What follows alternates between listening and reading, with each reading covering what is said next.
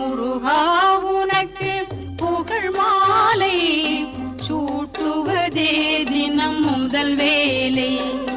கந்தாவும் திருவடி வேலை வணங்கிடத்தானே அதிகாலை.